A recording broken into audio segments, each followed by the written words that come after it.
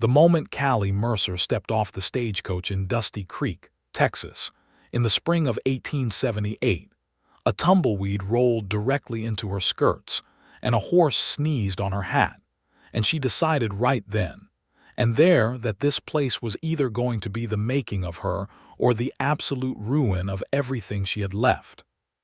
She had come west from Nashville with a single carpetbag, a letter of introduction from a cousin she barely knew, and a stubborn belief that a woman with nothing left to lose had everything left to gain. Her father had died the previous autumn, leaving behind debts she could not pay and a reputation she did not deserve, and Nashville had made it abundantly clear that a woman of 22 with no money and no husband was a woman best forgotten. So she had forgotten Nashville first. Dusty Creek was not what the newspaper advertisements had promised.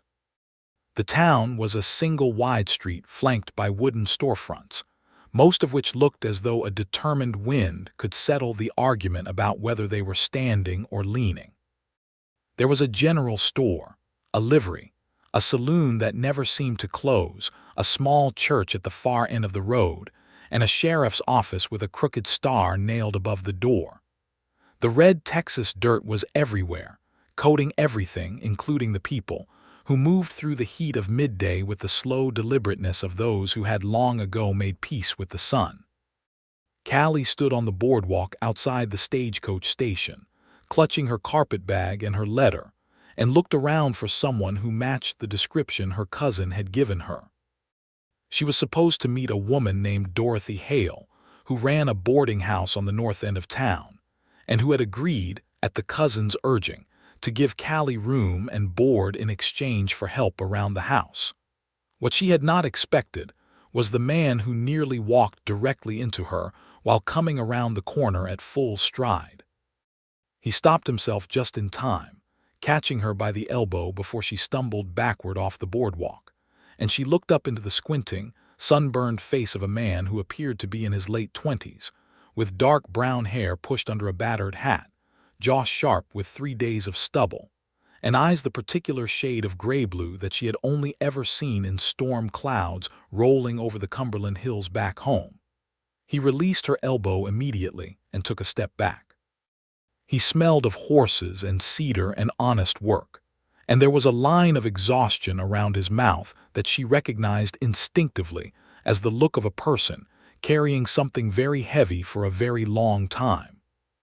"Pardon me, ma'am," he said, and his voice was low and even, with the soft drawl of a man who had grown up in this country and learned early that the land did not care how loudly you spoke to it.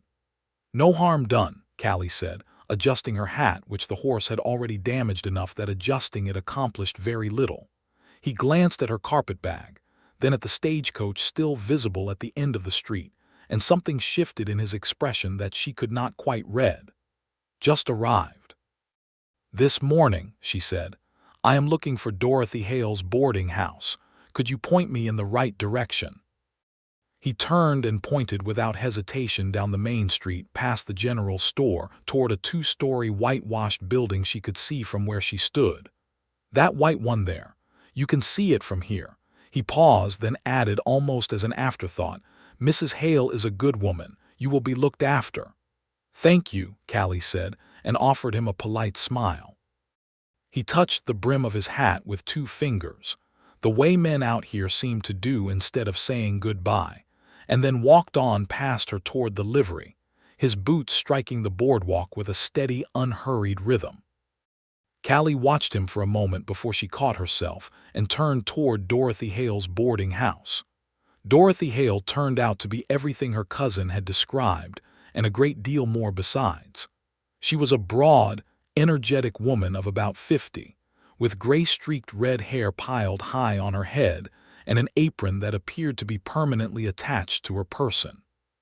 She welcomed Callie at the door, carried her carpetbag upstairs herself before Callie could protest, and had a plate of corn bread and black-eyed peas on the table before Callie had finished removing her coat. "You look like Nashville wrung you out and hung you up to dry," Dorothy said, settling across the table from her with a cup of coffee. "Eat first, talk after." Callie ate, It was the best cornbread she had tasted in months, and she told Dorothy so, which earned her a satisfied nod and a second helping. "Now then," Dorothy said, folding her hands on the table. "Your cousin wrote me a letter. She told me the situation." Callie set down her fork. "I imagine she told you the part that reflects poorly on my father, and not the part that reflects poorly on the men who cheated him." Dorothy raised an eyebrow and said nothing. "My father borrowed money to keep his store running," Callie said steadily. "He borrowed it from men who then manipulated the debt and called it in all at once when they knew he could not pay.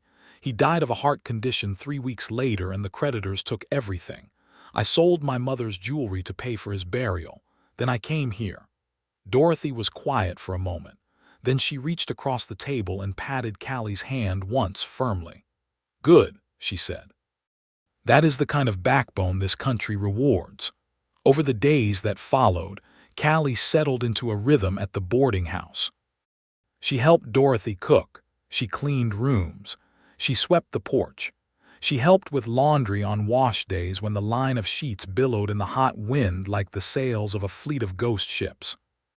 She learned the town by walking its single street, learning which dogs were friendly and which were merely biding their time, which merchants were honest, and which added a little extra to the scale, where the best water was, and where to stand on Sunday morning if you wanted to hear the preacher without being close enough to feel obligated to stay for the full hour. She also learned, gradually, who the people were. The man she had met on her first day was named Jesse Calloway. She learned this from Dorothy, who brought him up with the particular careful tone of someone who had something worth saying but was choosing when to say it. "Jesse Calloway comes in town about twice a week for supplies," Dorothy told her one evening as they sat on the porch in the cooling dark. "He runs the Calloway Ranch, north of town about 5 miles. Been running it since his father passed 2 years ago." "How old is he?" Callie asked because it seemed a reasonable question. 28, Dorothy said. "Takes it all very seriously, which is admirable. He was raised to." She paused, rocking slowly. "His father was a good man too, hard as iron and honest as sunrise." Callie thought of the exhaustion she had seen around his mouth. "Is the ranch doing well?" Dorothy rocked for 2 more beats before answering. "That is not really my business to say," she said, which was an answer in itself. It was another 10 days before Callie saw Jesse Calloway again. She was in the general store, standing at the counter making a list of supplies that Dorothy needed, when she heard the jingle of spurs on the wooden floor, and turned to find him moving through the store with a quiet economy of motion, selecting items from the shelves with the focused attention of someone who knows exactly what he needs and has calculated exactly what he can afford. She watched him for a moment without meaning to, noting the way he held himself straight-backed but without arrogance, the way he read the label of a tin before placing it in his basket with the considered care of a man who does not waste money. He noticed her looking and nodded, recognizing her from the street. "You are Mrs. Hale's new helper," he said. It was not unfriendly, just direct. "I am," Callie said. "Callie Mercer." She extended her hand the way she had always extended it in Nashville, and he looked momentarily surprised, but took it and shook it with a grip that was careful not to be too firm. "Jesse Calloway," he said. "I know," she said, and then felt her face warm slightly. "Dorothy mentioned you." Something in the corner of his mouth shifted, though it was not quite a smile. "I expect she did," he said. He went back to his selecting and she went back to her list, but twice more while she was in the store she was aware of him near her in the narrow aisles. And once he reached past her to take something from a shelf just above her head and said, "Excuse me," in a tone that was so genuinely polite it made her think of the men back in Nashville who would not have said it at all. When they finished their respective business and stepped out into the afternoon glare at the same moment, she asked, purely because she was curious and had not yet learned to not ask things she was curious about, "What kind of cattle do you run?" He stopped walking and looked at her with an expression she could not immediately categorize. "Longhorns mostly," he said. "Some crossbred stock." "How many head?" The expression shifted to something more guarded. "Why do you ask?" "I grew up hearing my father talk to ranchers," she said. He sold them grain and seed and equipment. I know more about cattle operations than most people would guess, looking at me. That corner of his mouth moved again, and this time it traveled further. It was not a full smile, but it was something, like a door that has been closed for a long time being opened just a crack. About 400 head, when the count is good, he said. Right now it is closer to 350. She nodded, doing arithmetic in her head from everything her father had told her over years of dinner-table conversation about the economics of ranching. 400 head was enough to be viable. 350, depending on market prices and operational costs, was enough to be worried. I hope the spring prices are good for you, she said sincerely. He looked at her for a moment, and something in his expression was different from the careful guardedness of a moment before, something quieter and more unguarded. Thank you, he said, and this time it sounded like he meant it the way people mean things when they are not used to receiving consideration. He touched his hat brim and walked to where his horse was hitched at the post, and she watched him swing up into the saddle with the effortless fluid motion of a man who had been doing exactly that since before he could remember. She thought about the exhaustion around his mouth all the way back to Dorothy's boarding house. In the weeks that followed, as April burned into May, and May became the long, relentless furnace of early Texas summer, Callie settled more deeply into the life of Dusty Creek in ways she had not entirely planned. Dorothy introduced her at church, where she was welcomed with the particular warmth that small communities reserve for newcomers who appear useful. She helped the preacher's wife organize a community supper. She read to old Mr. Baxter when his eyes gave him trouble. She taught 2 of the local children to read on Saturday mornings at the boarding house table, because their mother had asked, and Dorothy had said yes before Callie could think of a reason not to. She was good at making herself useful. It was the one skill she had perfected in the years of watching her father's store decline, when being useful was the only thing she could offer. Jesse Calloway came into town twice a week, sometimes 3 times, and they fell into the habit of exchanging words whenever they were in proximity, which in a town the size of Dusty Creek was most of the time he was there. The conversations were short and practical at first. The price of grain had gone up at the general store. The road north was washed out and needed to be approached from the east. The church roof was leaking again, and the preacher was taking donations. Small things, town things, the ordinary currency of 2 people who lived in the same community and were learning each other by degrees. But then there were the other conversations. The first real one happened in early May, when a brief violent thunderstorm came through, and they both ended up sheltering under the overhang of the livery stable at the same moment, standing in the drumming silver curtain of rain. He had been on his way back to his horse. She had been caught midway back from the church. They stood side by side watching the rain sheet down the main street and turn the red dirt to red mud. And after a while the comfortable silence of people who are not uncomfortable in silence gave way to words, the way it sometimes does when the world goes loud around you, and talking is easier than standing still with your thoughts. He asked her about Nashville, and she told him about it with the particular honesty of someone who is far enough removed from a place to describe it clearly. She told him about her father's store, about the long counter of polished wood where she had spent her childhood afternoons doing homework while her father talked to the farmers and the ranchers and the tradesmen. She told him about the smell of seed grain and pine resin and the particular dusty warmth of a general store in summer. She did not tell him about the creditors, not yet. But she told him about the feeling of having to leave a place that had been home, and he listened in a way that was not polite listening but real listening, the kind where you can feel the other person's attention on you like something physical. "Do you miss it?"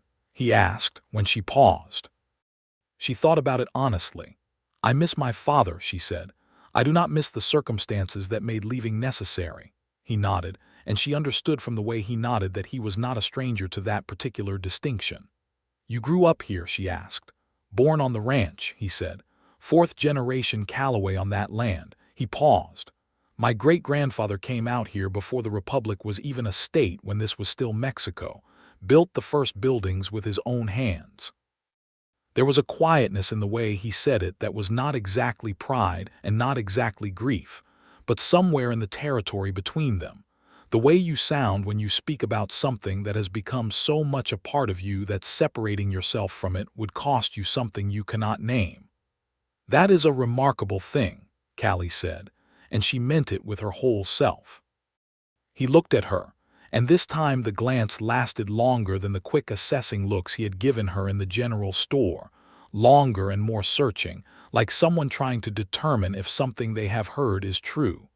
The rain stopped as suddenly as it had started. The street steamed gently. A dog came out from somewhere and began making optimistic rounds of the puddles. "I should get back," he said. "Yes," she said. But neither of them moved for another moment, and then they both moved at once, and he touched his hat brim and she smiled, and she walked back to the boarding house aware of the fact that her pulse had not quite returned to its ordinary rate. Dorothy noticed things. This was one of her primary characteristics. She noticed things and filed them away and brought them out at moments of her own choosing, with the excellent timing of a woman who had spent 50 years observing people. "Jesse Calloway is a good man," she said one evening in June with no apparent preamble while they were putting up shelves of preserved beans. "You have mentioned that," Callie said. "I have not mentioned everything I know about him," Dorothy said. Callie set down a jar and looked at her. "What have you not mentioned?" Dorothy lined up 3 more jars with unnecessary precision. "I have not mentioned that his mother passed when he was 14, that he raised his younger sister with the help of the ranch hands, because his father was better at ranching than fathering, that his sister married and moved to San Antonio last year, and Jesse has been alone on that ranch ever since." She paused. "I have also not mentioned that in the 2 years since his father died I have not once seen him laugh, not once, until about 6 weeks ago." Callie said nothing. "The first Sunday you came to church," Dorothy said, "you made a joke during the community supper, something about the preacher's hat. I do not remember the exact words, but Jesse Calloway laughed, and I noticed it the way you noticed something you did not know you were waiting for." Callie went back to the jars because looking at Dorothy directly felt like standing too close to a fire. "He carries a great deal," Dorothy said quietly, "more than people know." "Most people do," Callie said. "Yes," Dorothy agreed. "But some people carry it better with someone beside them." June brought the dry heat that does not ask permission, that settles over the land like a great hand pressing everything toward the earth. The grass turned from green to gold. The river that ran north of town dropped 2 feet in a week. The cattle on every ranch for miles around were pushed to where the water still ran, and the men who ran those ranches moved through the heat with a grim economy of motion, conserving everything. Jesse came to town less frequently in June, because the work on the ranch in summer required every hour of light and most of the goodwill of every muscle he owned. When he did come, he was tireder than before, and the line of exhaustion around his mouth was deeper, and Callie noticed, and thought about it more than she meant to. It was in the 2nd week of June that one of his ranch hands came into town in some distress, a young Mexican man named Luis whom Callie had met briefly on one of Jesse's visits, asking around the livery if anyone had seen the Calloway Ranch's missing steer, which had apparently gotten through a fence and had been missing for 2 days. Callie happened to be walking past the livery at that moment, and she said without thinking, "I saw a steer in the south draw 2 mornings ago. I was walking the creek trail." Luis looked at her with sudden hopeful attention. "What color? One white ear?" "Yes," Callie said. "He was eating something that was probably not good for him and looking very pleased about it." Luis got back on his horse in a way that suggested the conversation was essentially over, then stopped. "Miss Mercer, Jesse would want me to thank you." "Tell him it was no trouble," she said. Luis nodded and rode. That evening, Jesse came to the boarding house door. Dorothy, who had the timing of a conductor, found something that needed doing in the kitchen, leaving Callie to answer the door alone. He was dusty in the particular thorough way that meant he had come straight from the range without stopping to clean up, which meant that whatever he had come to say felt too pressing to wait for the proprieties. He held his hat in his hands. "Lewis told me what you said," he said, "about the steer in the south draw." "Yes," she said. "Did you find him?" "Found him," he said. "Right where you said, eating bitter nightshade and looking guilty." A pause. "He is fine. We got him in time." "I am glad," she said. He turned the hat in his hands. "I wanted to say thank you myself. That steer would have been a considerable loss." She could have said that it was nothing. She could have said any of the gracious, deflecting things that women were expected to say when they had done something useful. Instead, she said, "I know. I have been thinking about your count all spring." He looked at her, and she could see the surprise of it move through his expression, the particular surprise of being known by someone who had no obligation to know you. "Would you like to sit on the porch for a while?" she asked. "Dorothy makes lemonade on hot evenings. It is quite good." He looked down at himself at the state of his clothes, and she saw him calculating something. "The porch is outdoors," she said. "The dust will feel at home." That corner of his mouth moved, and this time it went all the way, and she saw what Jesse Calloway's full smile looked like for the first time, and it was worth waiting for. It changed his whole face, softened the sharp jaw and the tired eyes, and made him look, briefly, exactly his age instead of 10 years older. "All right," he said. "A few minutes." They sat on Dorothy's porch in the fading light with 2 glasses of lemonade sweating in the heat, and they talked for an hour. Not about cattle or fences or water levels, though those came up. They talked about what they remembered from childhood, the particular flavors of memory that stay with you long after the facts have blurred. He told her about his great-grandmother's quilt, which was still on a bed at the ranch, and which had traveled across the continent in a wagon and still held its colors. She told him about her mother, who had died when Callie was 9, and who had sung French songs she had learned from a grandmother whose own grandmother had come from New Orleans. When the dark had fully settled and the stars were out in their vast western extravagance, he stood to go. "I have kept you long enough," he said. "I was not anywhere else to be," she said honestly. He looked at her for a moment in the dark and the starlight. Then he said, very quietly, "It has been a long time since I talked like that." "Talked like what?" she asked. He seemed to search for the word. "Easy," he said at last. She thought about that for a long time after his horse's hoofbeats faded up the road. July arrived with the particular cruelty that made July in Texas famous, and the ranch work intensified in ways that kept Jesse Calloway from town for stretches of 9 and 10 days, so that when he did appear, Callie felt the awareness of his presence the way you feel the lifting of a pressure you had become accustomed to carrying. They were not courting. She was clear enough in her own mind about this. There had been no formal expressions, no calls made in the proper sense, no bouquets or letters. He was a busy man with a struggling operation, and she was a woman without prospects, and they were simply 2 people in a small town who had found each other's company pleasant and stimulating, and easy in a way that was rare enough to be worth protecting.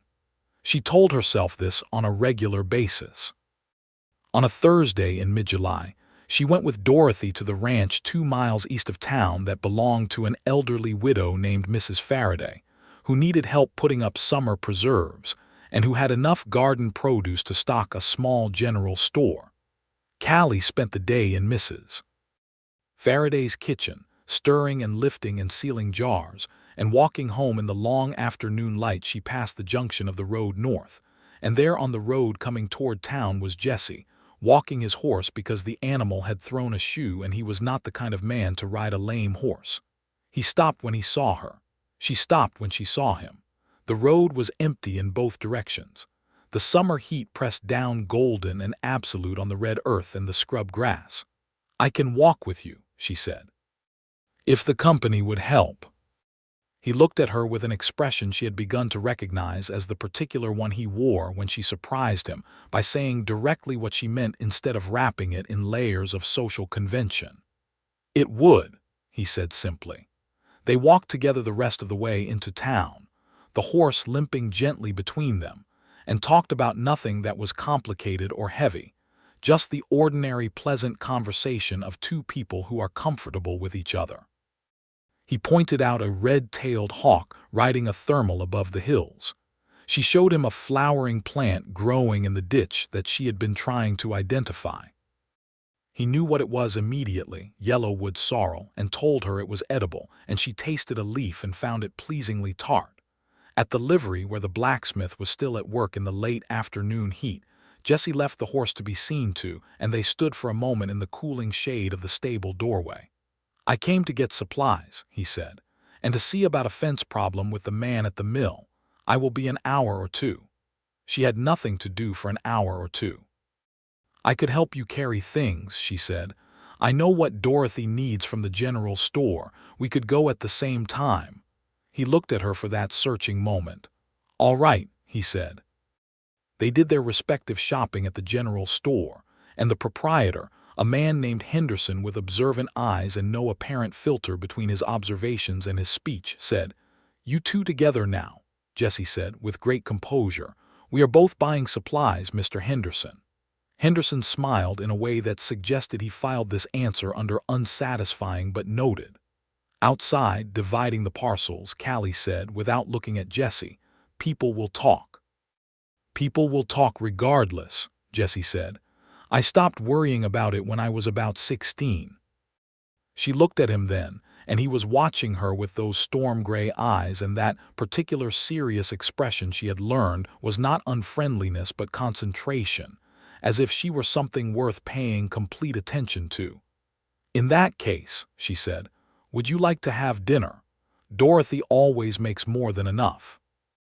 He carried her parcels to the boarding house without answering directly, and Dorothy opened the door as if she had been watching the road, which she almost certainly had, and said, "Jessie Calloway, you will stay for dinner," in a tone that made it clear the only acceptable response was yes. He stayed for dinner.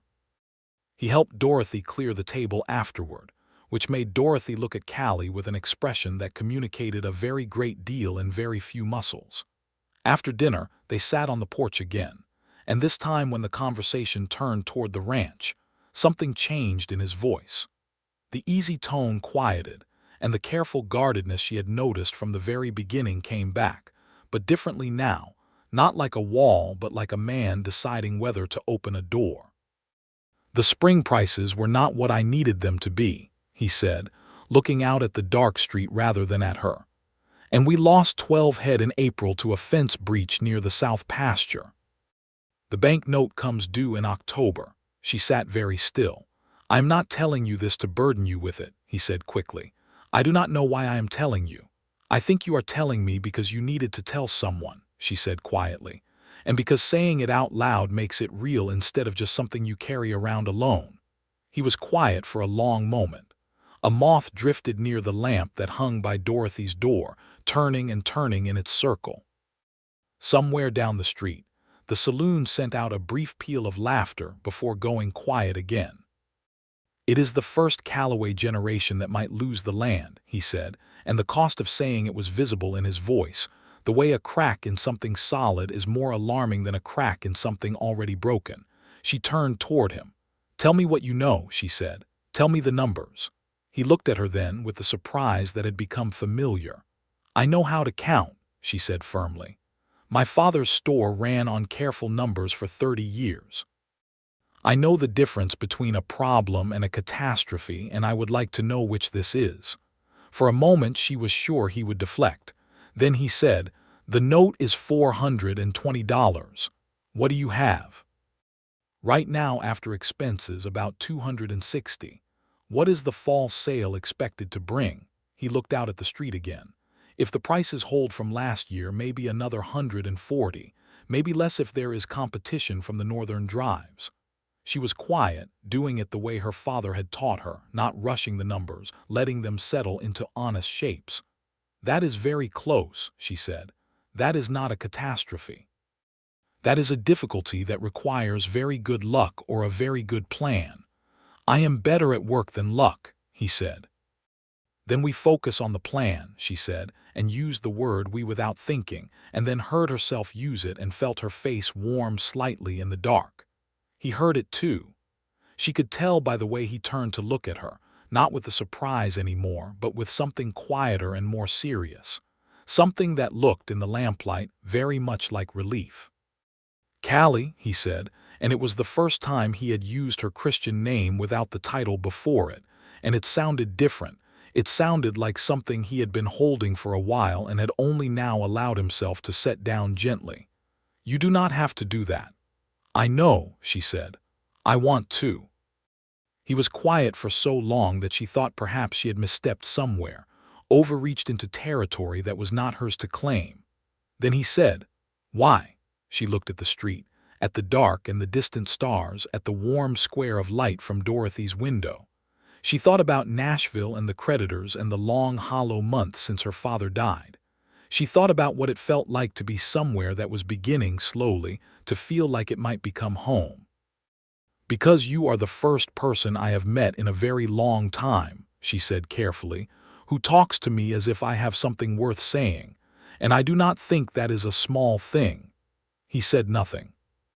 But when she looked at him, the exhaustion around his mouth had eased, and he was looking at her with the expression she had no name for yet, the one she would later come to recognize as the face he made when something mattered to him so much that words were insufficient. He stayed another hour, and when he left, he squeezed her hand briefly as he stood, just once, and then walked to his horse in the dark without looking back, and she sat on the porch for a long time after, with the warm pressure of his hand still on hers. Dorothy appeared in the doorway with a second cup of coffee and handed it to Callie without a word. The two women sat together in the dark, and the night birds called from the scrub beyond the edge of town, and everything felt suspended on the edge of something. "Well," Dorothy said, at length. "Do not," Callie said. "I was not going to say a word," Dorothy said, and sipped her coffee with great composure. In the week that followed, Callie thought harder about the numbers than she had allowed herself to think about anything since Nashville. She had, in her carpet bag, a small leather notebook in which she had kept accounts during the last year of her father's store, when she had been the one quietly managing the books because her father's hands had begun to shake. She took it out in the evenings and worked through the ranching economics she remembered from her father's conversations, checking her understanding against what Jesse had told her. She was not a rancher. She had never been west of the Mississippi before March. But she understood ledgers and margins and the difference between what a thing costs and what it earns, and she could see, with reasonable clarity, that Jesse Calloway's situation was tight but not broken. What it needed was a better market price for the fall cattle, which he had some control over if he was willing to drive his stock farther to a bigger buyer rather than selling locally. She brought this up on his next visit, on a Saturday morning when he came for supplies and stayed because she asked him to sit for a while on the porch. "There is a buyer in Fort Worth," she said, without preamble. "My father sold goods to a man who had done cattle business there. He said the market price in Fort Worth runs consistently higher than in Abilene or the local markets because of the rail connection." Jesse looked at her steadily. "I know about Fort Worth." "The distance is considerable," she said. "But if the price differential is even 15 cents per head on 350 animals, that is more than $50. Against the 420 you need, that could be the difference." He was quiet, and she could see him running the same numbers she had run, checking them against what he knew about the route and the time involved and the risk of moving cattle that distance. "The drive would take 12 days minimum," he said, "and I would need to pull Lewis and at least one other man from the ranch work." "Is the math wrong?" she asked. "No," he said. "The math is right." He looked at her. "You put some real thought into this." "I put all the thought I have," she said honestly. "It might not be enough. You know things I do not know about the practical side of it." "The practical side says the math is correct and the risk is manageable," he said slowly. "I have driven cattle that way before, just not with everything depending on it." She met his eyes. "The worst that happens if you go is that you end up at the same place you would be if you had stayed. The worst that happens if you do not go is that you know you left the better option on the table." He looked at her for a long time. "You are quite something, Callie Mercer," he said. She felt the heat in her face and was grateful for the summer light that might excuse it. "I am just a woman with a notebook," she said. "You are considerably more than that," he said quietly. She looked down at her notebook. He looked at the street. The morning went on around them, bright and hot and ordinary, and something between them had shifted again, moved a degree further toward something neither of them had yet named. August came in fierce and demanded everything. Jesse made his decision about Fort Worth and spent the first 2 weeks of August preparing for the drive, moving cattle, checking equipment, arranging for the one ranch hand who was staying behind to manage the property. He came to town only once during those 2 weeks, and he stopped at Dorothy's on his way out to tell Callie. "We leave Monday," he said. He was standing in the doorway, hat in his hands again, and she stood in the hallway and looked at him and felt the particular sensation of someone departing, the pressing awareness of time. "How long will you be gone?" 3 weeks, maybe 4, he said. "Depending on the market and the weather," she nodded.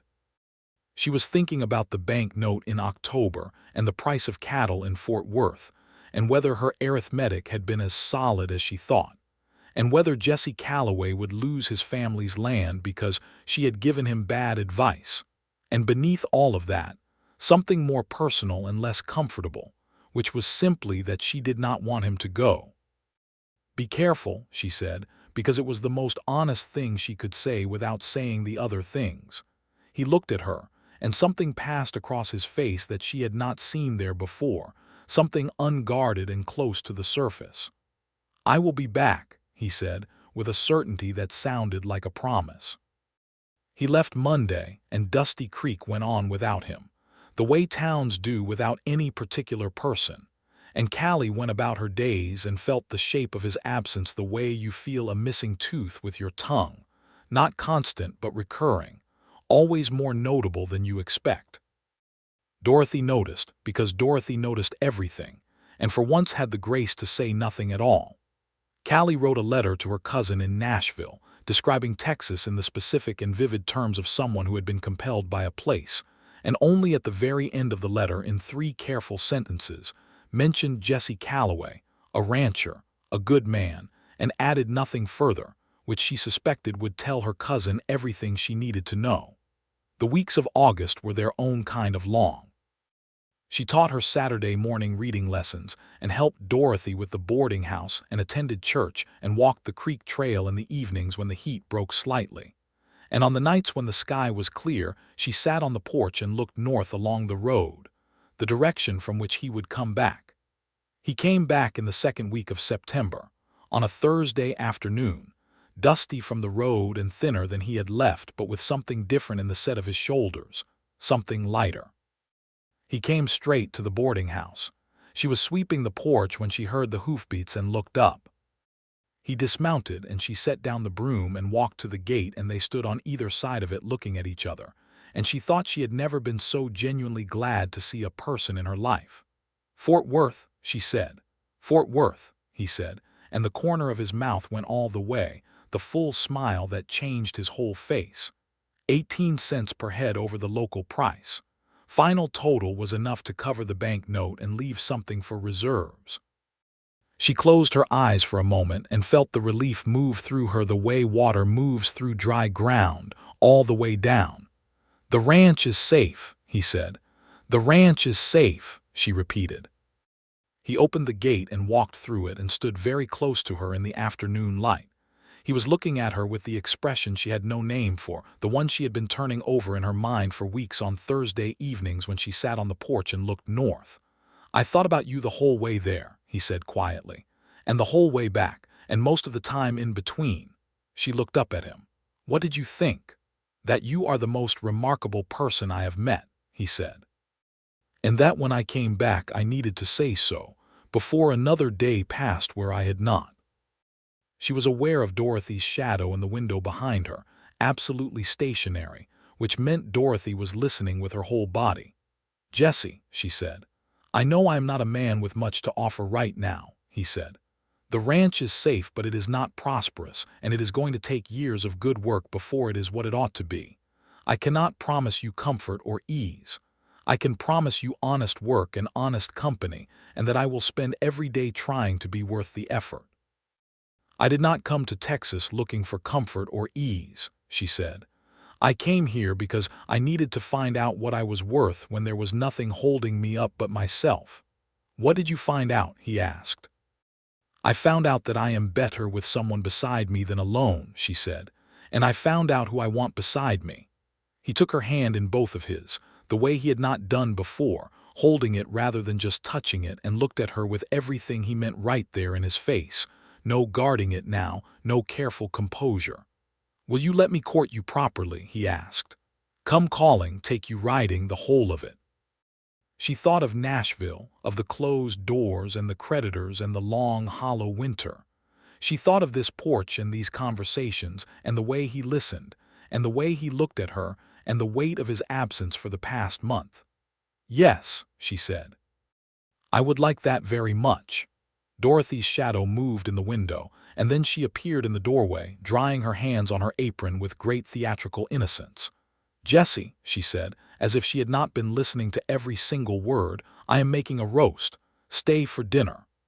Jessie looked at Callie, and Callie looked at Jessie, and both of them laughed, and the sound of it went out into the golden September afternoon, and it was exactly right. The autumn came in rich and slow, the way Texas autumn does. Not cold, but cooler. The brutal press of the summer heat finally lifting. The sky a deeper blue, and the light going sideways and golden through the late afternoon hours. The mesquite trees turned amber at their edges. The creek ran higher with the early rains. The cattle on the Callaway Ranch were fat and healthy from the summer grasses, and the bank note had been paid, and Jesse Callaway's shoulders had a different posture than they had carried through the long hot summer. He came calling properly now, which in a town the size of Dusty Creek meant primarily that Henderson at the general store had adjusted his level of observation upward, and the preacher's wife had made pointed and pleasant references to spring during her Sunday conversations, and Dorothy Hale went about her business with the permanent expression of someone who has been right about something important and is exercising considerable restraint in not saying so at every moment. Jesse came 3 evenings a week, and on Sundays he rode with Callie out along the creek trail on the 2 gentlest horses from the ranch, which she was learning to ride with more confidence than she had arrived with, which had been essentially none. He was a patient teacher, not in the overly instructive way that would have irritated her, but in the way of someone who simply rides beside you and answers questions when you ask them and says, "You have it," when you do a thing correctly and means it. They rode out one October Sunday to the Callaway Ranch itself, which she had not yet seen, and she understood immediately why 4 generations of his family had chosen this particular piece of earth. The land rose gently from the creek bottom to a low mesa that caught the morning light and gave a view for miles in 3 directions. The buildings were old but well kept, the main house a low adobe and timber structure that had been added to and modified over decades until it represented every generation that had lived in it. The barn smelled of hay and horses and feed grain, a smell that should have been ordinary but felt to her like something important. He showed her the great-grandmother's quilt, which was indeed still on a bed in the front bedroom, its colors patient and stubborn through 100 years of Texas sun. She touched it carefully, and he stood in the doorway and watched her, and she turned and found him watching, and neither of them said anything for a moment, because nothing that either of them could have said would have been as honest as that moment of quiet understanding. "I want to make this place what it was meant to be," he said at last. "I want to build the herd back up over the next few years, get the north pasture fenced properly, fix the irrigation from the creek that my grandfather designed but my father never quite finished." "You will," she said, with the same confidence she had felt when she worked through the numbers in her notebook.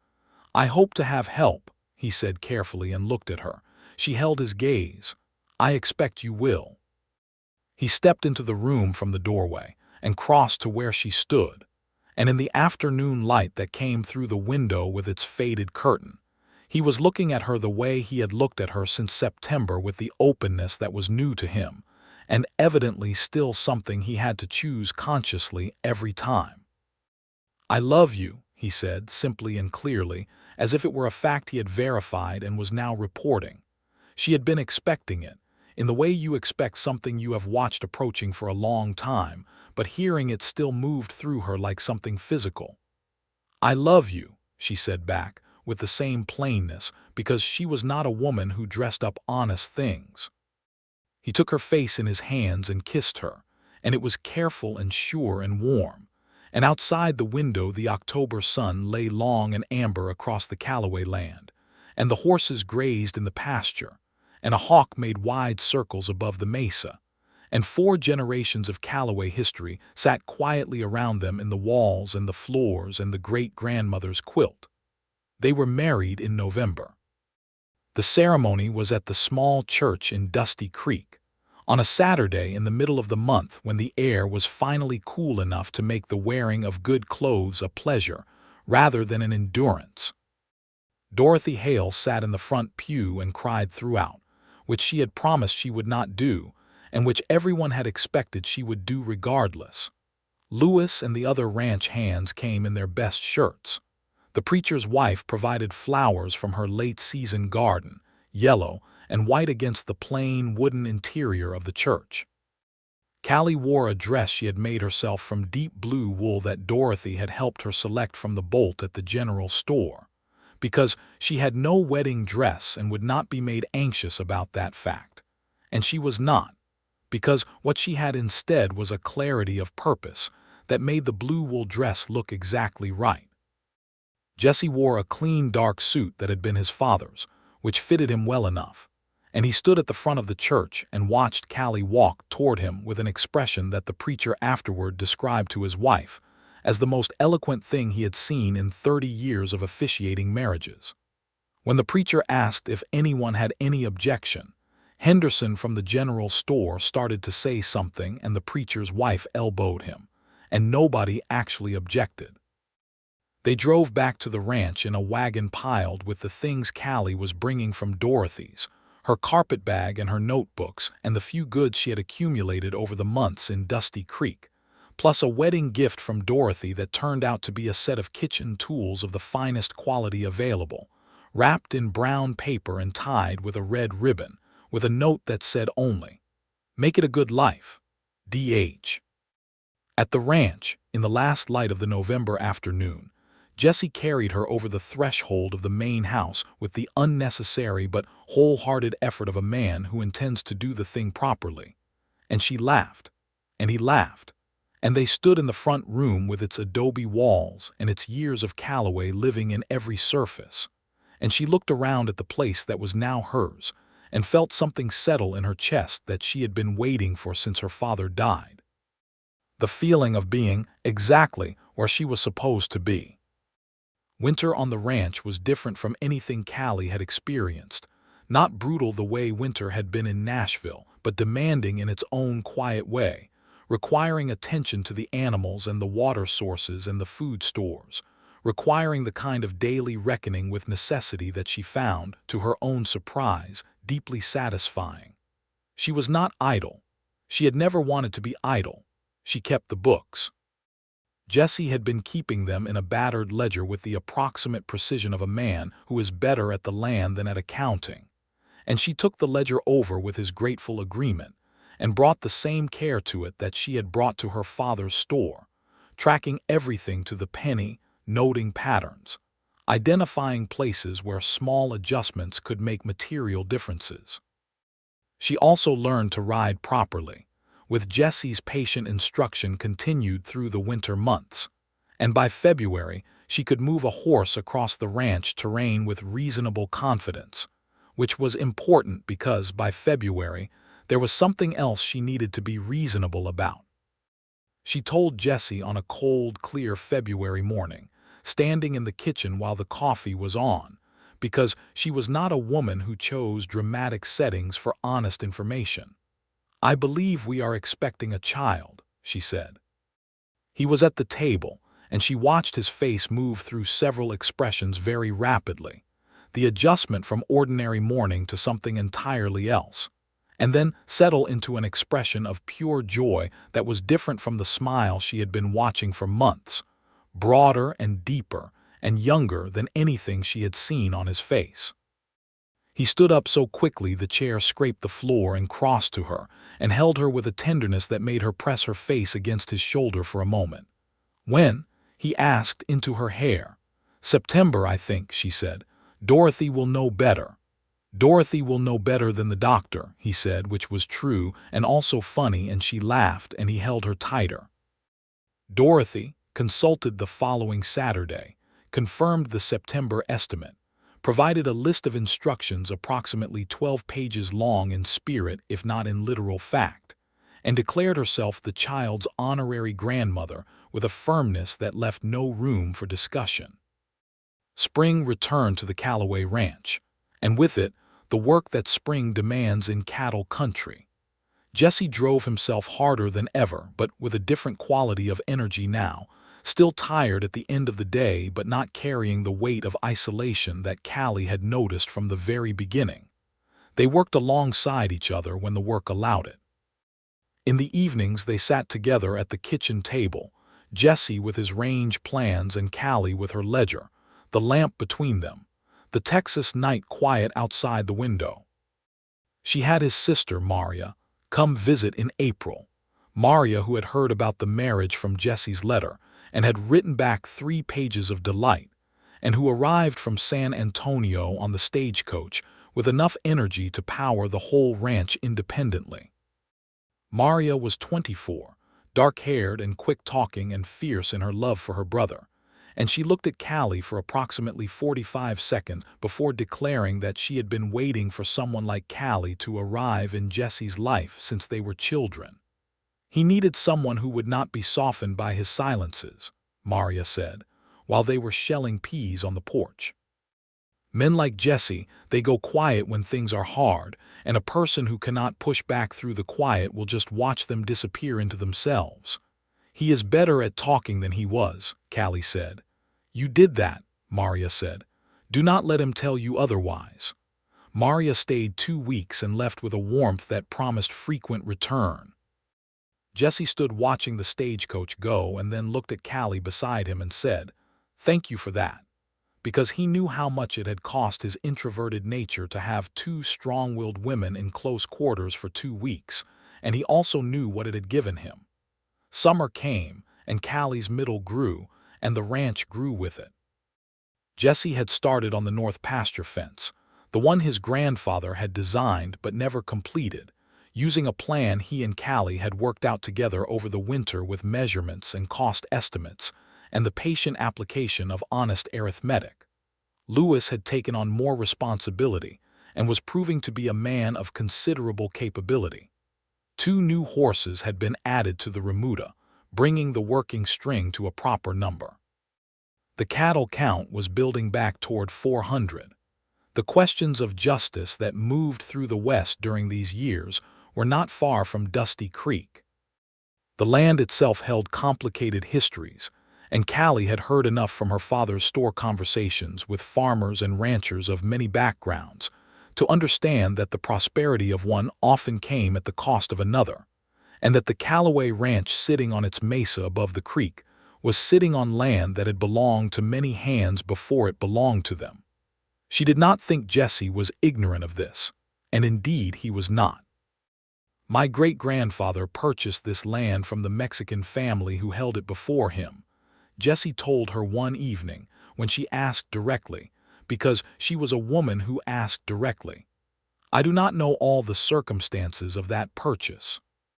I know that by the time my grandfather was born, the Apache people who had lived and moved through this country for generations had been pushed further and further from it, and that was not a clean thing. No, Callie said, it was not. I cannot undo what happened before I was born, he said, but I can be honest about it, and I can be honest about the fact that this land has a longer history than any deed suggests. She reached across the table and put her hand over his. He turned it to hold hers. You are a good man, she said. I am trying to be, he said. In early September, when the heat was finally giving way with more frequency to cooler evenings, and the first hints of autumn were beginning in the bleached grasses of the mesa. Their son was born. The birth was attended by Dorothy, who had indeed arrived the evening before with the calm certainty of someone who knows exactly what is needed, and the doctor from town who came in the morning and was largely directed by Dorothy with professional courtesy throughout. Jesse spent several hours walking circles in the yard outside with Lewis, who had voluntarily appeared to keep him company without being asked, which was the kind of person Lewis was. When Dorothy opened the back door and said, "Jesse Calloway, come meet your son," Jesse went through the door at a speed that suggested the dignity he usually carried had been temporarily set aside, and Callie heard his boots on the floor, and then he was in the doorway of the bedroom. And his face, when he saw the baby in her arms, was the face she would remember for the rest of her life, completely open and undone, and full of a love so large it had nowhere to go but all over him at once. He sat on the edge of the bed, and she put the baby in his arms, and he held the small weight of him with the careful, terrified tenderness of a new father, looking down at the red, scrunched face. "He is extraordinarily small," Jesse said. "He will grow," Dorothy said from the doorway with the authority of someone who had observed this process many times. "What do we name him?" Jesse asked, looking at Callie. "Thomas," she said, "for my father." Jesse looked at her and she saw him understand the weight of that and accept it with everything he had. "Thomas Calloway," he said. "That is a good name." Thomas grew, as Dorothy had predicted. He grew with the robust enthusiasm of a child born into outdoor air, and the smell of horses, and the sound of his father's voice, and the constant warmth of his mother's hands. He was a loud, cheerful, voraciously curious baby who attempted to engage with everything in his environment immediately, and at maximum volume, which kept the ranch house considerably less quiet than it had been before his arrival. Jesse, who had not been raised with particular warmth or demonstrative affection from his own father, turned out to have an enormous natural capacity for fatherhood that surprised him and did not surprise Callie at all. He carried Thomas on his hip while doing ranch work that permitted it. He talked to the baby the way he talked to the horses, low and steady and full of actual content, explaining what the sky looked like and where the cattle were and what the fence needed. Thomas listened with the focused attention of someone receiving information he intended to use. The ranch continued to grow through Thomas's first year. The north pasture fence was completed in the spring following his birth, which opened up grazing land that had been underused for years and made a material difference to the herd's condition. The cattle count reached 400 and then pushed past it, toward 450, and then 500. The fall sale of 1879 was the best the Calloway Ranch had seen in a decade. When Callie sat down in October and ran the numbers in her ledger, she sat with the lamp burning and the house quiet around her and looked at what she had written, and then sat with it for a while, the way you sit with something when it is actually, genuinely good. Jesse came in from the evening check of the barn and found her at the table with the ledger open and asked what she was thinking. She looked up at him, this man who had walked around a corner on a dusty street in 1878 and nearly knocked her off a boardwalk, and who was now standing in the warm lamplight of his great-great-grandparents' kitchen with their son sleeping in the back room, and a cattle operation that was finally, honestly, solidly viable. "I am thinking," she said, "that we did it." He sat down across from her and turned the ledger toward himself and read what she had written, not quickly, but with care, and then he raised his eyes to hers. "We did," he said. She reached across the table and he met her halfway, both of them with their hands in the middle of the worn wood between them, holding on. "I want to add to the house," she said then, because a good moment was a good moment to say the practical thing inside the feeling. "Thomas will need his own room before long, and if we are expecting a sibling for him eventually, which I think we may be discussing at some point, we should plan ahead." Jesse's expression moved through surprise to comprehension to something warm and wondering. "Callie." "I am saying we should plan ahead," she said, with the deliberately composed expression of someone who is working very hard to be dignified. He was around the table before she had finished the sentence, and she stood up into his arms, and he held her the way he had held her on the day she told him about Thomas, with that complete unguarded love that she had watched him learn to show and that he now showed her without any of the old careful restraint. "You are the most extraordinary thing that has ever happened to me," he said into her hair. "You told me the ranch was struggling," she said. He pulled back to look at her, a question in his face. "The night you told me," she said, "on Dorothy's porch. You told me everything, all the numbers, the real situation, and I stayed. I want you to know that I have thought about that night many times since, because that was the night I knew."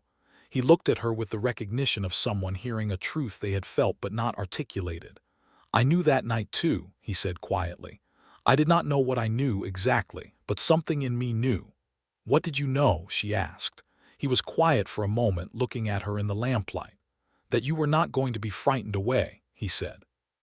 "That whatever this was between us, it was going to be able to hold the real weight of things, not just the easy parts." She nodded. "Not just the easy parts." He kissed her forehead, then her cheek, then her mouth, the same as he always did. The progression that she had come to know was his particular way of being tender. And she leaned into him in the warm kitchen with the sleeping baby in the next room and the November night outside, and the ledger on the table, and 400 years of Callaway land under their feet. The addition to the house went up the following spring, because Jesse Callaway was a man who, once a decision was made, set about it with all available speed and competence. He and Lewis framed the new rooms while the spring rains made the work intermittently muddy and occasionally profane, and the finished result was 2 new rooms off the east side of the house, one for Thomas, who was by now walking with the determined wobbling purpose of a child who has realized mobility is useful, and one for the guest, who turned out not to be a guest, but instead Callie's second child. A daughter, born in November of 1880, who arrived with the same loud announcement as her brother, and settled into the household with the air of someone who had been overdue and knew it.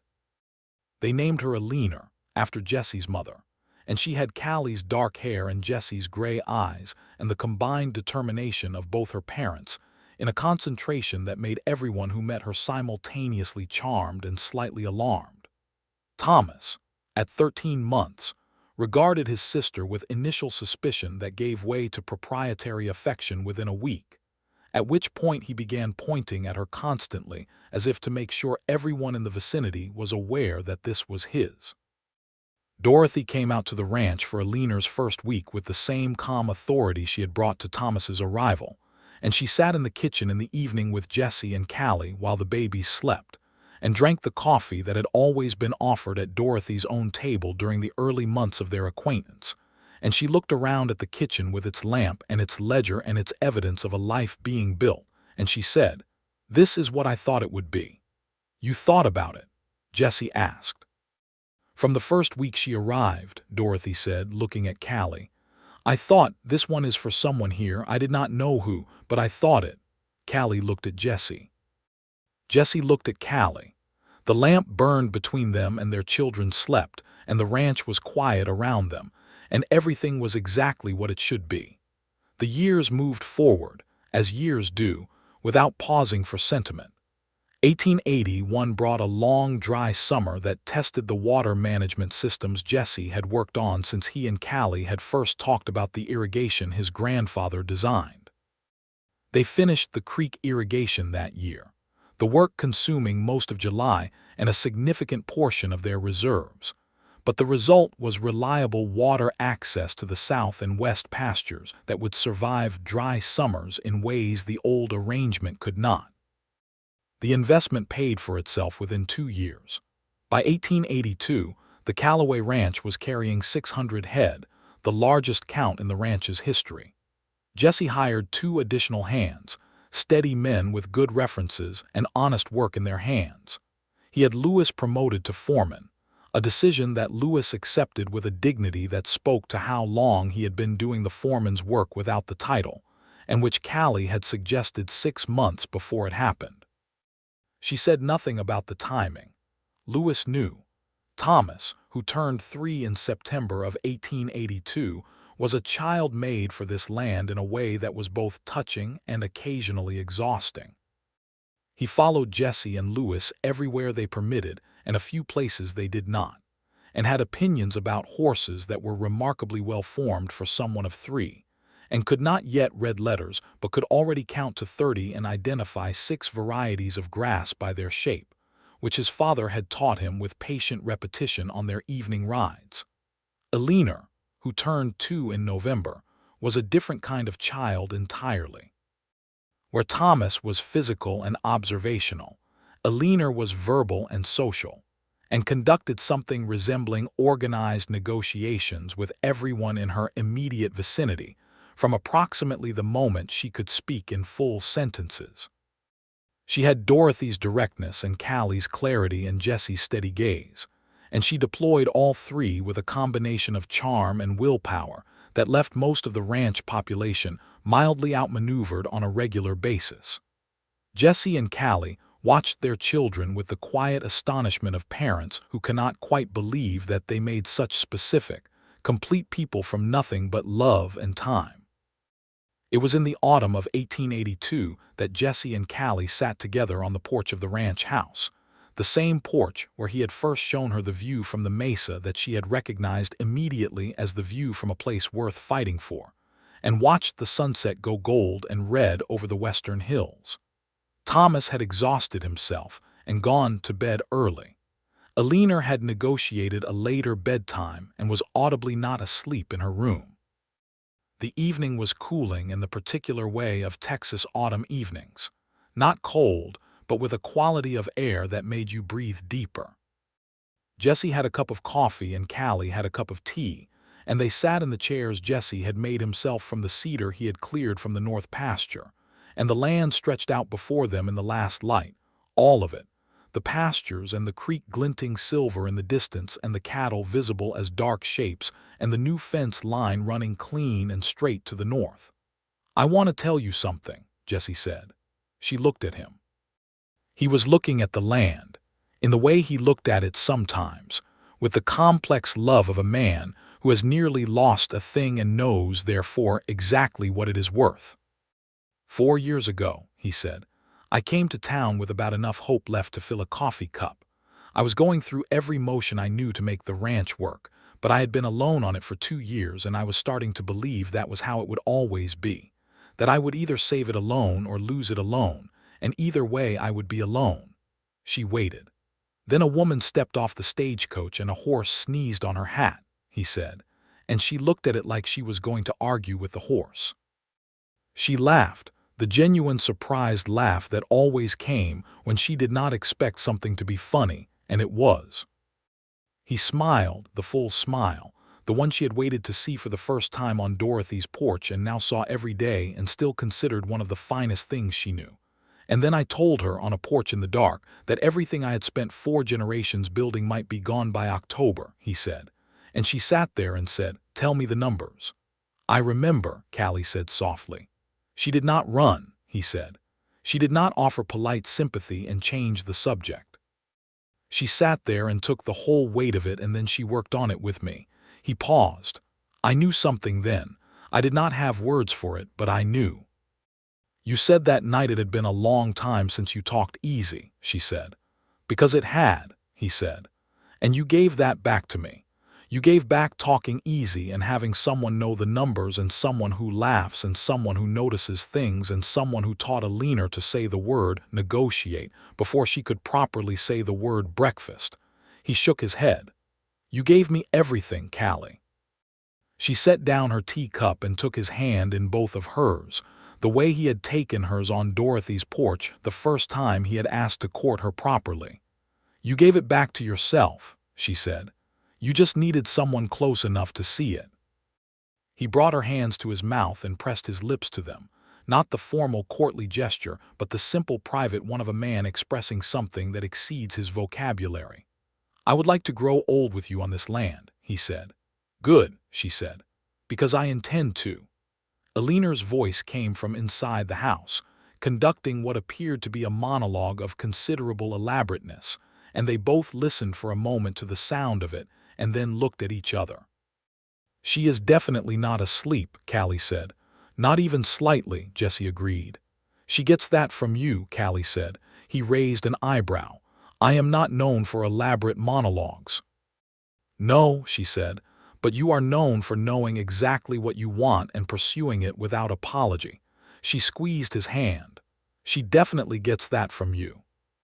He looked at her with that expression, the one that had started as a storm cloud squint on a dusty creek boardwalk, and had become, over 4 years of honestly lived life, something completely different.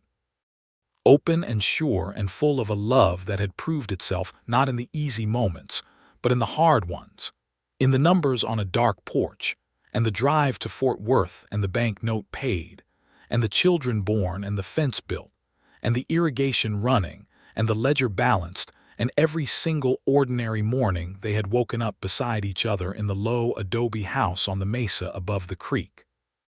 The stars were coming out over the Callaway land, the big western stars that she had not known before Texas, and that she now could not imagine living without. They sat on their cedar chairs and looked at their land and heard their daughter performing for an invisible audience in her bedroom, and the cattle were in for the night, and the horses were settled, and Lewis had gone home to the small house Jesse had built for him near the barn 2 years prior, a thing that had been long overdue, and that was now the source of considerable pride for everyone involved. Inside the house, Thomas's small boy snoring was faintly audible from his room. Outside, the Texas night was as wide as everything. Callie looked at all of it, the mesa and the stars and the man beside her who had nearly walked into her on a boardwalk and had never quite walked away from her since.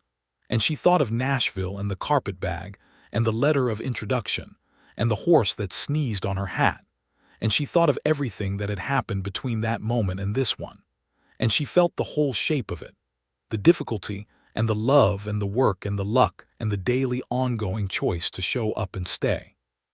She had stepped off a stagecoach with nothing.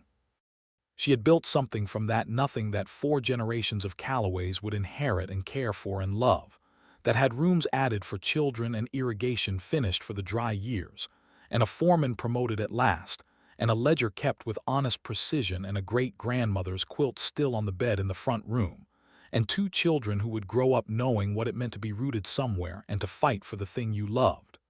"Jesse," she said. "Yes," he said. "I am glad the horse sneezed on my hat," she said. He looked at her and he laughed, and the sound went out into the Texas night like something bright and impossible to contain, and she laughed with him, and the stars came out one by one over the Callaway land, and Alina finally stopped her monologue and went to sleep, and the ranch settled into the deep quiet of a place that is looked after and loved. And that was exactly what it was. In the years that followed, the Callaway Ranch became the kind of place that people in Dusty Creek talked about as a thing that had been saved from the edge and had come back better than before. Not in a boastful way, because neither Jesse nor Callie were people who advertised, but in the quiet way that small communities acknowledge effort rewarded by the land itself. Thomas grew tall and lean like his father and began learning the cattle work before he was properly old enough, in the way of ranch children, shadowing Jesse across the property with a seriousness that made even Lewis laugh, in that affectionate way of a man who sees the best qualities of the father repeated in the son. Alina grew up knowing every person in Dusty Creek by name and every horse on the ranch by temperament, and had decided by the age of 5 that she would either be a doctor or run the territorial government, and nobody who knew her doubted that she was capable of both. Jesse had the east pasture properly improved by 1884, adding more water access using the same principles Callie had helped him think through for the creek irrigation, and the herd climbed past 700 by the mid-80s. He was offered a seat on the county livestock board and accepted it with the same steady seriousness he brought to everything, and Callie sat at the kitchen table with the good lamp and worked through the board's accounting discrepancies the same way she had worked through Jesse's 4 years before, clearly and without sentiment. Dorothy Hale came to the ranch for Sunday dinner at least twice a month, and presided over the table with Thomas and Alina, and whoever else happened to be present, with the benevolent authority of a woman who has been right about something for long enough that she no longer feels the need to say so. She taught Alina to make biscuits with the precision of a scientist, and Thomas to play the fiddle with mixed but enthusiastic results. She aged with the same energetic confidence with which she had lived, and when the boarding house eventually became too much for one woman to manage, it was Callie who helped her find a capable couple to take over the management, and it was Jesse who quietly paid the first 2 months of the new arrangement out of ranch funds, and neither of them mentioned it to Dorothy directly, because Dorothy would have objected. Dorothy knew, of course. Dorothy always knew. On a Sunday evening in October of 1885, 7 years to the month after Callie Mercer had stepped off a stagecoach in Dusty Creek with a carpetbag and a letter of introduction, the Calloway household gathered on the mesa porch as they did most Sunday evenings when the weather permitted. Jesse and Callie in their cedar chairs, Thomas, who was 6 now and made every chair look like it had been designed for his specific type of long-limbed sitting, Alina, who was 4 and had negotiated the right to stay up for the sunset, and Dorothy Hale in the extra chair that was permanently considered hers. The sky over the western hills was the particular kind of October sunset that only happens in Texas, orange and rose, and a deep improbable purple at the edges, the whole horizon burning quietly. The cattle were visible in the south pasture, the herd that Jesse had rebuilt head by head and year by year until it was more than it had ever been. The north fence line ran clean and straight. The irrigation channel caught the last light along its length like a line of silver. Thomas said, in his 6-year-old voice, without particular context, "Papa, is this the best place in the world?" Jesse looked at the land and then at Callie, and Callie looked back at him over the heads of their children. "Yes," Jesse said, "it is." Alina, who was sitting in Dorothy's lap because she had decided this was where she belonged, said, "Dorothy, did you know Mama when she first came here?" "I was the first person she talked to," Dorothy said, with the satisfaction of someone who has always known the importance of first conversations. "What was she like?" Alina asked. Dorothy looked at Callie with the warm and knowing eyes of a woman who had watched something grow from its very beginning. "She was determined," Dorothy said, "and she was brave even when she did not know it yet, and she looked at this town like she was looking for something, and I thought, she is going to find it." Alina considered this. "Did she find it?" Dorothy looked at Jesse. Jesse looked at Callie. The sun settled on the horizon and the day went slowly, gloriously, peacefully to dark. "Yes," Dorothy said. "She found exactly what she was looking for."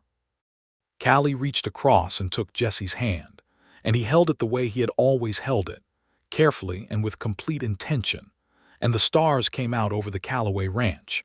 And Thomas started talking about the hawk he had seen that afternoon with an enthusiasm that demanded everyone's full attention, and Alina demanded a story before bed, and Dorothy began telling one before anyone else could volunteer, and the lamp was lit inside, and the house was warm, and the land was good. And they were all exactly where they were supposed to be. Some stories, the ones that begin with nothing and become everything, are not stories at all. They are lives.